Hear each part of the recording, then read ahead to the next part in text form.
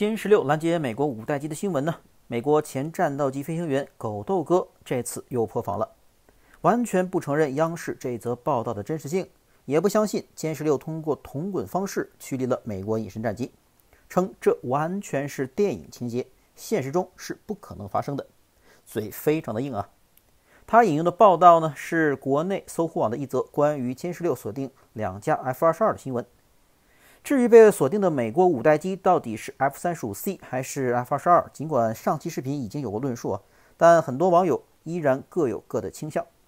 是 F-22被锁定的支持者呢，其主要证据来源是抖音上的一名记者在其评论区的一则单方面的回复，但这就跟 F-35支持者拿出那个全军四铁先进单位标兵经验的截图里提到了2架 F-35一样，个人认为都经不起推销。所以无论是哪架隐身五代机，我们还是等待官方的最终定论吧。那么接下来我们就来看一下关于这一次歼-16完虐美国五代机，狗豆胡子哥是怎么说的吧。So this is Sohu.com, and it is a translation because the website is in Chinese. Saw a lot of comments about this, so I Googled it and I found the source material and thought it was interesting. So it says on October 2nd, 2025, CCTV special program Must Victory. And again, this is a translation, so it may not have translated correctly. Revealed for the first time a confrontation that was enough to rewrite the narrative of air power in the Western Pacific. In 2024, over the East China Sea, the Chinese Air Force's J-16 fighter successfully drove away the U.S. F-22 fighter, creating a classic example of non-stealth fighter fighting against stealth fighter. I don't know if you remember the documentary where an F-14 took out several Su-57s and then a Super Hornet took out some Su-57s. So very classic. The protagonist of this encounter was Li Chao, a pilot of the Western Theater Command Air Force. While flying his J-16 during coastal training, he encountered 2 F-22s. After their initial encounter, Li Chao quickly locked on to one of the F-22s, prompting the other U.S. fighter jet to break away and attempt to counterlock. In a critical moment, he executed a precise barrel roll, flying backwards over the enemy fighter, bringing the canopies of the 2 aircraft within just 10 to 15 meters of each other. Training rule violation. This powerful maneuver successfully secured a favorable position, simultaneously locking on to both F-22s and ultimately forcing the fighters to withdraw. Just like the first documentary with the MiG-28s, all you need is a lock and they go away. It's worth noting that this batch of F-22s was urgently deployed from the United States to Kadena Air Force Base in Okinawa, Japan in May of 2024. This confrontation became the first close encounter between the Chinese Air Force and the F-22.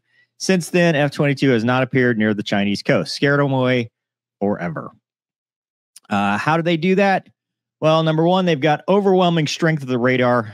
Gallium nitride active phased array radar is a formidable detection weapon, boasting a detection range of 400 kilometers for conventional targets. Its array spans over 1 meter, integrates 2048 by 2680 transceiver modules, making it the world's largest fighter radar in terms of the number of TR units. Against the F-22 with an RCS of approximately 0.03 square meters, its detection range is between 133 to 160 kilometers, approaching the maximum range of the AIM-120D missile. Multi-sensor fusion to fill blind spots. In addition, it has IR, electronic detection systems, which can continuously track stealth targets even when the radar is off. Avionics fire control system transplanted from the J-20 technology can precisely integrate multi-source information, significantly improving the target identification and lock accuracy. Anti-stealth system provides full protection. The key to this victory lies in the anti-stealth system encompassing the air, ground, and air. Again, it's a translation. Ground-based anti-stealth radars such as the JY-27 Alpha SLC-6 utilize multi-radar array technology to amplify the F-22 signal by 60,000 times, enabling all-around surveillance. KJ-500 early warning aircraft provide aerial relay guidance, forming a complete detection tracking lock loop. Practical value of this confrontation far exceeds that of a single expulsion operation. At the beyond visual range level, the J-16's detection range is basically the same as the range of the U.S. military's air-to-air missiles, which means as the initiative of discovering the enemy first and attacking the enemy first. First look, first shot opportunity, as we say in the States. From the perspective of system combat, it marks China's anti-stealth technology has moved from laboratory to actual combat. F-22 stealth advantage can be greatly weakened in specific environments. More importantly, it verifies the tactical feasibility of non-stealth fighters plus system support against stealth fighters.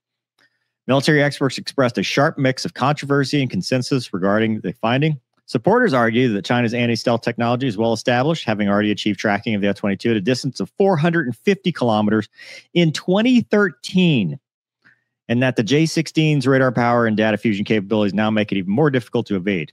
Critics, however, pointed out that 146-kilometer figure is mostly a detection range and that stable tracking range may be significantly shortened. Furthermore, active air-to-air missile seekers may still fail against stealth targets, putting fourth-gen aircraft at a disadvantage relying solely on onboard equipment. The aerial confrontation has triggered a chain reaction. The U.S. military has been forced to adjust its deployment, ending the permanent F-22 presence at Kadena and shifting to dynamic force deployment model. The U.S. Indo-Pacific Command has also acknowledged China's rapid progress in advanced fighter aircraft. Regionally, China's surveillance capabilities with its air defense identification zone has significantly improved, creating a hidden deterrent to neighboring countries' acquisitions of stealth fighters.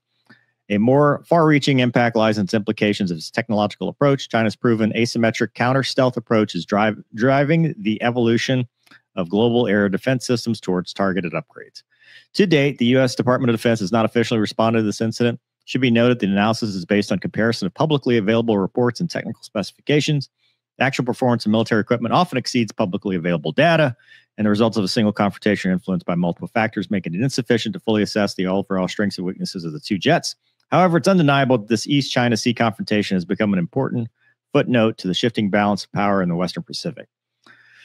Whew. Okay, so I agree and I disagree. First off, yes, China's a formidable adversary. It'd be great if we were all allies, but as far as an adversary goes, yes, 100%. J-16 is a very capable fighter. It's their Su-30 equivalent multi-role fighter. It's not stealth. It's not like their J-20 or anything like that, but it's still very capable aircraft. They have done a lot of technological upgrades, and it is very capable. Do I think this story happened? No, not even a little bit. The entire thing about encountering two F-22s, so 1v2, he's just doing coastal training, and he scares them away with his radar. That's stuff from movies. I don't care who the countries are. That's just not how it works. And a precise barrel roll flying backwards over the enemy fighter, canopy to canopy at 10 meters. No, absolutely. This is from a movie. This is stuff that propaganda ministers create in their fever dreams.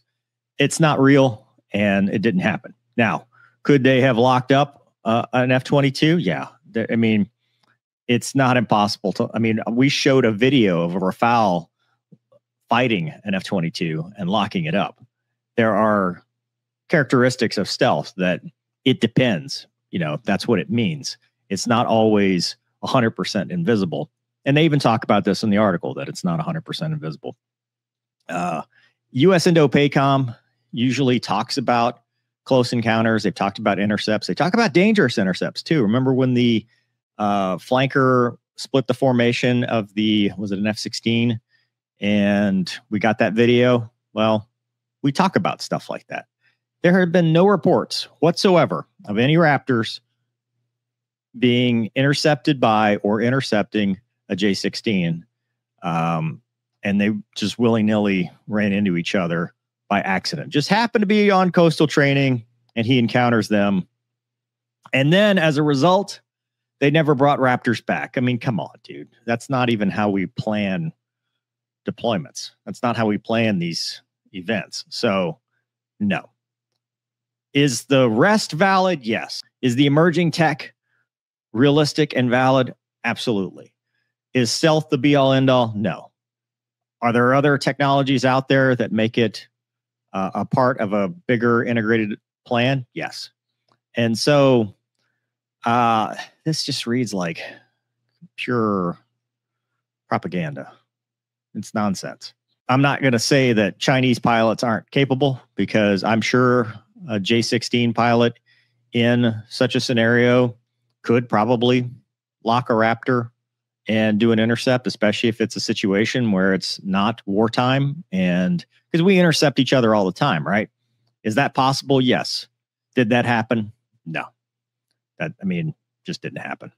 So it's just interesting to me that that this is, and again, this is a translation of the CCTV report, Must Victory. So whatever it is they're trying to get across is, I don't know, they want to show that the J-16 is equally capable. It's just surprising to me that they're using the J-16, right? Because they're trying to sell their JF-17s, and they're trying to sell their new J-35s, and they're trying to sell I actually might be more willing to believe the J-35, to be honest with you, than a J-16, but J-20, anything like that. I just, you read this and you're like, there's nothing here. And urgently deployed to Kadena, and then they left. Come on, man. Like, it's hard to even address how stupid that is. But could a scenario where you have a mutual intercept happen, which we've seen that before, where F-35s intercept Russian Bears or Russian fighters or Chinese aircraft? Yes. And then could that have turned into, did he lock him up while he was there? Yeah, that could happen. If he maneuvered within visual range and locked him up, absolutely, that could possibly happen. Did he do a barrel roll and a mini dogfight ensued? No. That's a hostile act. That didn't happen. We're not doing wartime maneuvering in this. At the best, it was a mutual intercept. They did get a lock-in game, and yeah, he might have been behind him for a little while, but we're not targeting missiles at each other. We're not doing, because that's all hostile stuff. That's not stuff that two superpowers are going to do, because they don't want somebody to get the wrong idea and get into a defensive posture and start I'm the guy who started World War III. We just don't want to do that. So probably some partial truth to this, but again, U.S. Indo-PACOM has not I looked in the last 2 years, they've had nothing with F-22s in that, and I have no reason to believe that they would hide something like that. So I would say odds of this being true, pretty low. And the odds of it happening the way this article is written, 0. Didn't happen. So, but I know that my Chinese fans will correct me in the comments. So let me know what you think. Hope you guys enjoyed this episode. Thanks for watching. See you next time.